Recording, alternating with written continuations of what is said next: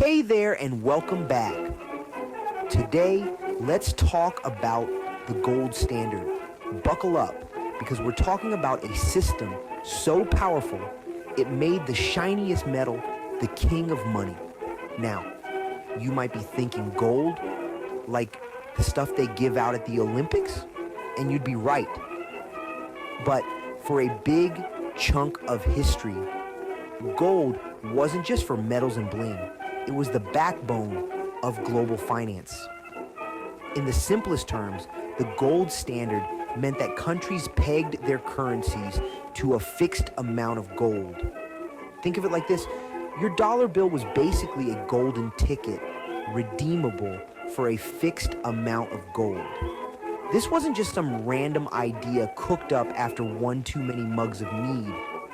The gold standard had a huge impact on how countries traded, how much things cost, and even whether your great-grandpappy could afford that new Model T. So how did this whole gold-backed system work? And more importantly, why should you care?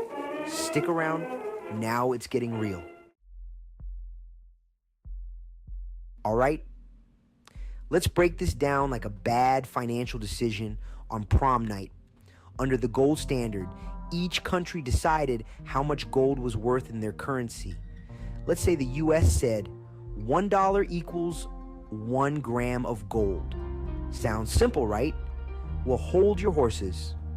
This meant that the US government had to keep enough gold stashed away in Fort Knox or some other super secret vault to back up every single dollar in circulation.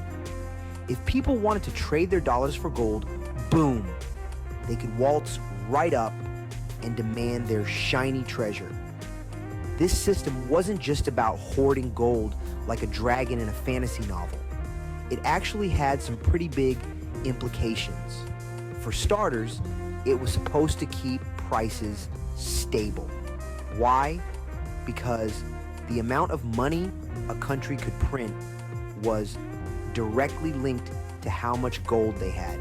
But here's the kicker. If a country suddenly struck gold, literally, they could print more money. This could lead to inflation, where prices for everything from bread to houses would skyrocket faster than a SpaceX launch. On the flip side, if a country was hemorrhaging gold faster than a losing gambler in Vegas, they'd have to print less money. This could cause deflation, which sounds good on paper, cheaper stuff, yay, but could also lead to economic slowdowns and mass unemployment. So the gold standard was kind of like a financial tightrope walk. One wrong step and the whole system could come crashing down. Now, the idea of using gold as money isn't exactly new.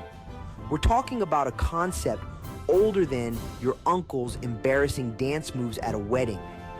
Ancient civilizations, from the Egyptians to the Romans, all dabbled in the art of the gold coin.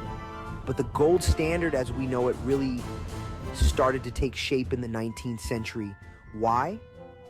Well, for one, there was a whole lot of gold sloshing around the globe thanks to discoveries in California and Australia. It was like the universe's way of saying, hey, maybe we should base our entire financial system on this shiny stuff. Gold was the natural way to conduct business and transfer the store of value from one person to another. Plus, the world was becoming increasingly interconnected. Countries were trading more than ever before, and they needed a stable system to keep those international transactions humming along. Enter the gold standard. By the late 1800s, most of the major economies had jumped on the gold standard. The era of the classical gold standard had begun, and it would go on to shape global finance for decades to come. This would mark the first time in history that the entire world had a currency it could evenly exchange for goods or services. This was the golden era of finance. But like a reality TV romance, the relationship between gold and the global economy wasn't all sunshine and roses. There were some pretty epic fights, dramatic breakups, and shocking reconciliations along the way. Now, let's talk about the good, the bad, and the ugly of the gold standard. Some folks look back on those golden years, pun intended, with rose-tinted glasses. They'll tell you it was a time of economic stability, low inflation, and fiscal responsibility. And you know what? They're not entirely wrong.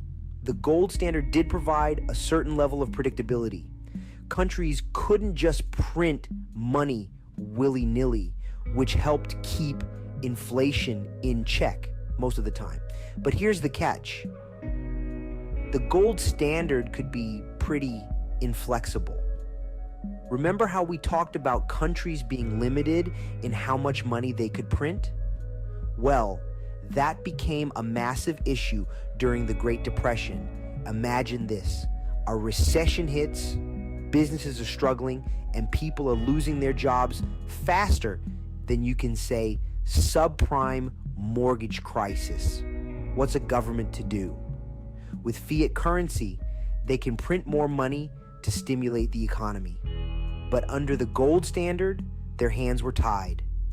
This rigidity contributed to severe economic problems, including the mother of all recessions, the Great Depression. In the 1930s, the world economy went into a tailspin, and the gold standard, once seen as a beacon of stability, was starting to look more like a lead weight dragging everyone down. So the gold standard was a bit of a mixed bag, especially during the Great Depression. The Great Depression was a clear sign that the gold standard had reached its end. That's when President Nixon removed the United States from the gold standard to create the fiat dollar that we have today. Thank you for stopping by. Don't forget to like and subscribe to get the latest and greatest about our money. This is Santana Money signing out.